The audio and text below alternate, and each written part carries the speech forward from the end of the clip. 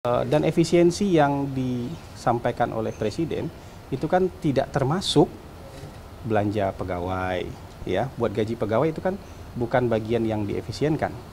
Jadi gaji ke-13 sama THR itu merupakan hak dari para pegawai negeri dan itu akan dibayarkan. Menteri Keuangan kan sudah juga. Jadi ini kan sepenuhnya kewenangan Pak Presiden. Jadi soal kapan waktunya, siapa orangnya, itu betul-betul hanya Presiden yang tahu. Yang di luar ini kan cuman menerka-nerka aja. Kita juga tidak punya informasi yang cukup mengenai kapan itu akan dilaksanakan dan siapa orangnya, kita nggak punya informasi soal itu. Itu betul-betul kewenangannya Presiden. Tapi kalau pernyataan anggota DNU itu lebih ke peringatan atau sebenarnya sinyal juga untuk menteri-menteri tertentu? Presiden kan selalu memberikan arahan, termasuk juga memberi pengingat lah kepada para anggota kabinet. Jadi ini sesuatu yang disampaikan berlaku umum. Jadi buat semua orang, buat semua pihak. Tujuannya adalah supaya anggota kabinet itu betul-betul murni, tujuannya hanya untuk bekerja demi kepentingan rakyat. Tidak ada kepentingan-kepentingan yang lain yang dibawa dalam rangka bekerja bersama Presiden Prabowo. Jadi ini peringatan yang berlaku umum. Jadi siapapun itu ya yang tidak mau seirama gerak langkahnya bersama Presiden, ya nanti akan dapatkan evaluasi dari Presiden. Jadi bukan ditujukan ke orang-orang tertentu hari ini gitu. Tapi ini kan peringatan pertama setelah Presiden menjabat bekerja selama lebih dari 100 tahun. 100 hari. Apakah ini memang dilatar belakangi oleh kemudian isu-isu yang mungkin hangat dari para kabinet menteri beberapa minggu terakhir? Saya rasa bukan peringatan pertama. Presiden sudah beberapa kali menyampaikan hal ini kan. Yang tidak mau ikut, ya silakan di luar. Yang mau ikut, samakan gerak langkah dan keinginannya bersama Presiden gitu. Jadi ini bukan yang pertama menurut saya. Jadi Presiden senantiasa tuh memberikan apresiasi, kemudian memberikan arahan, juga memberikan peringatan. Jadi menurut saya Presiden selalu seperti itu. Tapi Bang, kalau untuk kondisi Kabinet Merah Putih sendiri ini masih sirama selangkah atau seperti apa? Karena memang banyak masyarakat yang dari adanya peringatan tersebut menganggap bahwa kabinet ini sedang gak baik-baik aja gitu. Nah, itu kan framing dari teman-teman aja. Dalam rapat paripurna terakhir menjelang 100 hari pemerintahan waktu itu, Presiden memberikan apresiasi dalam rapat kabinet.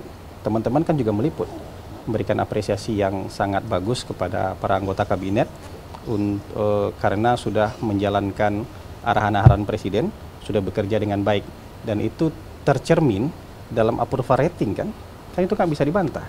Sudah ada 3 lembaga yang mengeluarkan approval rating dan itu bagus. Approval rating dari Kompas 80,9%, approval rating versi indikator 79%, kemarin versi lembaga survei Indonesia 85%. Ini kan bukti bahwa memang apresiasi yang diberikan Presiden itu memang sesuai dengan fakta yang juga dirasakan oleh masyarakat. Bang, soal gaji ke-13 sama 14 ASN, jadi kepastiannya kayak gimana sih, Bang? Ibu Menteri Keuangan sudah ngasih pernyataan kan, dan efisiensi yang disampaikan oleh Presiden itu kan tidak termasuk belanja pegawai, ya. Buat gaji pegawai itu kan bukan bagian yang diefisienkan.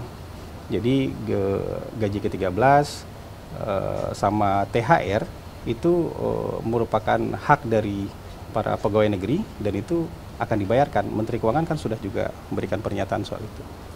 Bahasan soal anggaran Menteri PU mengatakan anggaran IKN diblokir itu seperti apa? Teman-teman beneran nggak ngerti atau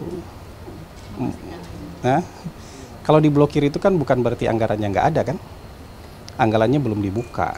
Jadi anggaran IKN itu ada di otorita IKN, ada di Kementerian. Anggaran pembangunan IKN itu ada yang di Kementerian PU, ada yang di otorita IKN. Yang jelas komitmen dari Presiden kan berapa hari lalu sudah disampaikan oleh Menko Infrastruktur kan, bahwa selama 5 tahun ke depan Presiden punya komitmen untuk meneruskan pembangunan IKN dengan biaya yang sudah disebutkan. Kalau tidak salah itu 48 triliun komitmen selama 5 tahun ke depan. Dan target pemerintah kan menyelesaikan kawasan inti pusat pemerintahan, membangun gedung yudikatif, dan membangun gedung legislatif. Sisanya nanti itu kan akan didorong, yang membangunnya adalah swasta gitu. Apakah ada kemungkinan Pak Presiden juga akan mengecek ke kementerian terkait dengan efisiensi anggaran untuk melihat secara langsung mungkin ada perubahan dari ASN mungkin gitu Pak? Jadi masing-masing kementerian itu nanti akan menyesuaikan penghematan itu dengan tugas pokok dan fungsi mereka. Jadi yang arahan Presiden itu untuk program-program yang selama ini tidak terukur, tidak bisa diukur keuntungannya, manfaatnya bagi publik, itu ditiadakan. Perjalanan luar negeri dikurangi, seremonial dikurangi, perjalanan dinas dikurangi, tapi yang pelayanan publik tidak dikurangi. PSO, Public Service Obligation, tidak dikurangi. Belanja gaji pegawai tidak dikurangi. Jadi yang kayak gitu-gitu kan sudah jelas sebenarnya. Jadi yang sekarang beredar itu kan mungkin ada fear mongering ya ketakutan-ketakutan yang disebarkan oleh orang-orang yang kadang-kadang anonim. Narasumbernya siapa, orangnya siapa. Tapi yang jelas arahan dari Presiden sudah jelas bahwa pelayanan publik, ya, kemudian public service obligation, belanja pegawai itu bukan bantuan sosial, itu bukan merupakan bagian yang terkena efisiensi. Tapi dengan ada efisiensi, IKN masih jadi prioritas nggak sih sebenarnya? Masih jalan kan? Itu kan 48 miliar dalam 5 tahun itu kan nggak kecil. 48 triliun dalam 5 tahun itu kan nggak kecil gitu. Kan IKN jalan terus itu. Komitmennya kan baru berapa hari yang lalu sih teman-teman juga meliput kan? Ada konferensi pers dari Menko Infrastruktur, ada Kepala Otorita IKN, ada Menteri PU gitu. Bang, soal usulan tatip DPR ini Bang, yang ingin menurunkan pejabat padahal tugas dan kewenangan Presiden ya, gimana Bang tanggapan? Kita tidak mau mengomentari tatip DPR karena tatip kan mengikat ke dalam organisasi DPR. Itu Sudah Pak. jadi polemik juga Bang, apakah ada mungkin obrolan dari pemerintah kepada DPR juga soal ini? Sejauh ini saya rasa nggak ada polemiknya ada di media aja. Di antara pemerintah dengan DPR sejauh ini tidak ada polemik. Oke, terima kasih. Terkait Terima program kasih. MBG Sudah. dong Bang, ini kan udah berjalan 1 bulan MBG. Mungkin ada evaluasi atau temuan-temuan begitu terkait dengan pelaksanaan yang sudah 1 bulan ini? Kita kantor komunikasi tidak bisa mengevaluasi kementerian dan lembaga, tapi yang jelas sekarang kan program MBG dalam rangka ekspansi setelah berjalan 1 bulan tentu harus ada yang diperbaiki, mungkin SOP, tapi yang memperbaikinya itu kan BGN karena mereka punya kompartemen khusus yang membidangi soal monitoring dan evaluasi. Saya rasa perbaikan-perbaikan itu dilakukan setiap hari. Jadi ada masukan dari masyarakat, ada masukan dari mitra, ada masukan dari siapa saja, termasuk juga dari siswa-siswa, itu menjadi bahan perbaikan bagi Badan Gizi Nasional. Oke, terima kasih. Cukup ya. Terima kasih banyak. Terima kasih ya.